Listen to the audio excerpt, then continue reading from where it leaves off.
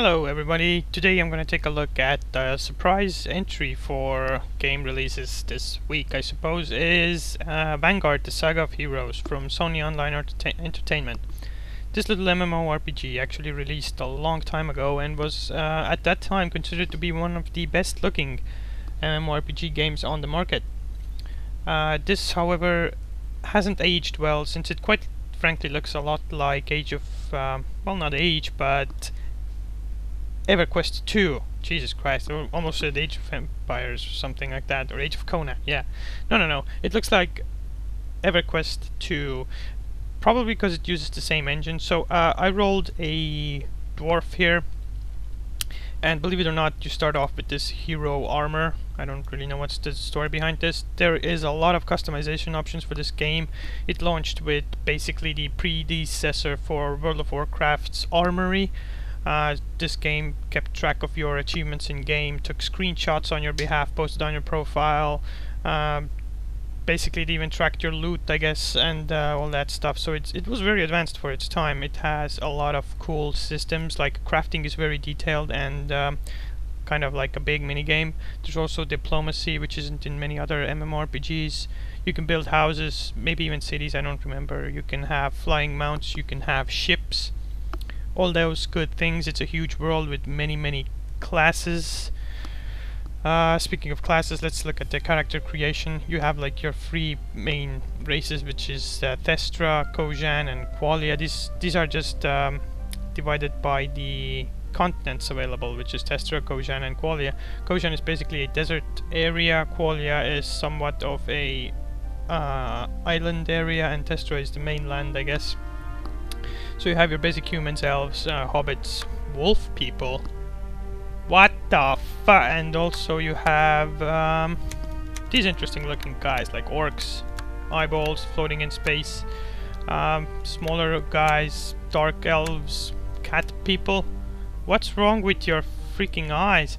Anyway, I rolled a dwarf, and you also have like your protective fighter classes, offensive fighters, healers, and casters. Everybody can do everything. Basically, you can learn stuff. This is free-to-play game, so there are some limits to everything. For example, you can only play Paladin up to level 20. The same for a Ranger and a Shaman, Blood Mage, Psionist, Druid. It's little stuff like that. There's extensive character customization, bunch of sliders, think Oblivion, or I don't remember if Skyrim had this many customization options, but yeah.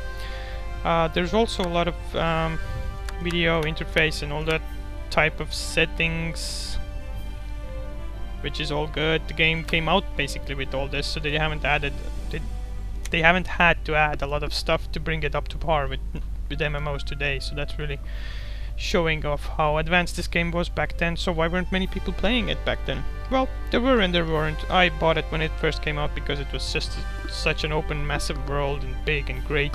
It was very well optimized at the time, and I had a very crappy computer, so I didn't get to play it a lot. That's basically it. So let's jump back into the game here. I checked it out very shortly. Yeah, the loading is kind of weird. It just shows you this blank white screen.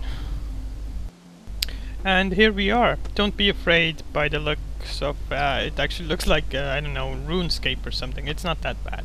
Let me turn on my personal light here. Looks better. Keep in mind the graphical settings are quite low for me right now, because even though it's so much time later, still my computer can't render or load this everything with shadows enabled and high dynamic range lighting and all that stuff. It's all disabled. Even the resolution is down at 720p right now.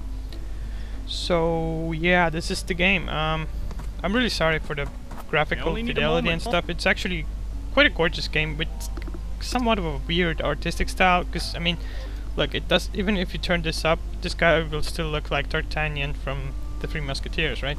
It has some kind of quirks with it. But it's actually a very graphically intensive game. So I'm a cleric basically, and I heal, and I also do damage and wear heavy armor, so that's kind of fun. You might think that it's basically a paladin, and you'd be wrong. It's not. It's different from a paladin, okay? Don't ask me how yet, because I haven't played this class a lot.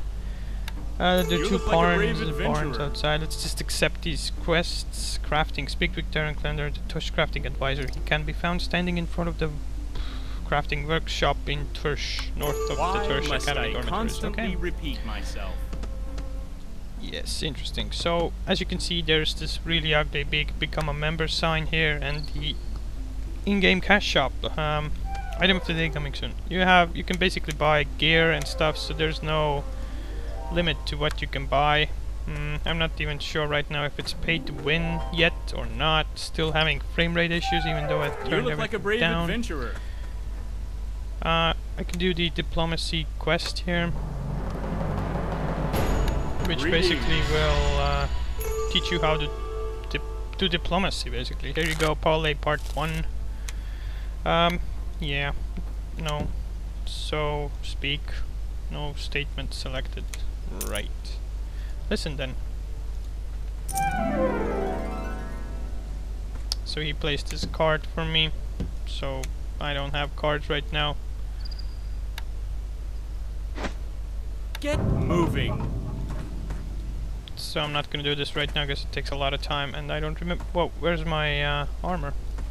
Oh, that's right. If you do diplomacy stuff, you automatically unequip your armor. The same thing happens for okay. Basically, the task you do, you will equip those clothes. You have like your crafting gear, your diplomacy gear, and all other gear. It's all automatic. I don't know why it's necessary really, but you can't craft or mine shit with your everyday adventurer's clothes. So I think it's kind of like Star Wars Galaxies. It's a big open world game. You can do a lot of stuff. Let's take a quick look at the combat. I can't really spend a lot of time recording. Running out of disk space, yeah. Since it's my vacation, so I'm gonna have to make do with the laptop I have currently. Don't have any external hard drive spaces here. Here we go, there's some risen farmers. Basically zombies, so I gotta kill these guys. They're evil. You see, I automatically equip my combat equipment.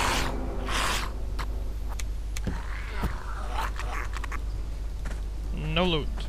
Frame rate goes crazy. I'm not entirely sure it's all to do with my